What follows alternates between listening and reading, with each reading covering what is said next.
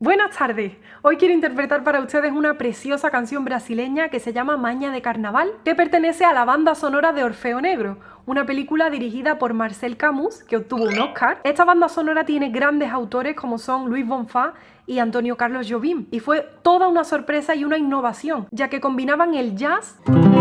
Este sería el acorde básico, tríada, pero el jazz añade otras tensiones al acorde que lo hacen sonar diferente, le añaden colores. Por ejemplo, si añadimos la séptima mayor, o si a esta también añadimos la novena. Y a esas armonías añadían el ritmo de la samba, típico de Brasil.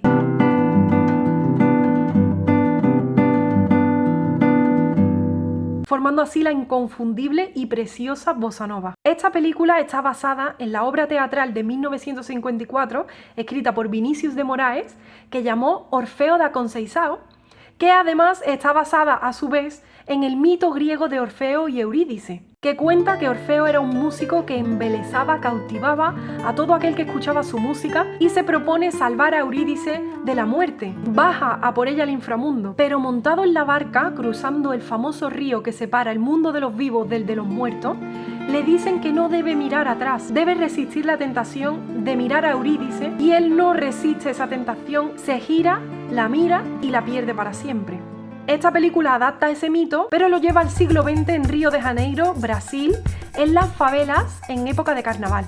Gracias a que ganó un Oscar, fue súper importante para el desarrollo de este nuevo género, de este nuevo estilo de música, ya que convirtió mundialmente famosa la música popular brasileña y permitió que se hicieran nuevos proyectos que incluyeran esta música dentro de ellos. Espero que os guste mucho este vídeo. Si es así, podéis suscribiros, dar me gusta, coméntame si te ha gustado. Podéis encontrar también otros vídeos en mi canal cantando y tocando bossa nova, como por ejemplo Aguas de Marzo, Madeira do Bento, mudar en baseira, mistério profundo, eu quero ou não queira. La chica de Ipanema, Que também passa sozinha. Samba de uma nota só, Quanta gente diz por aí que fala tanto e não diz nada, quase nada. Desafinado, Saiba que isso em mim provoca inmensa dor. y muchas más. Y si te ha gustado, comparte el link de YouTube con tus amigos. Muchísimas gracias por verlo.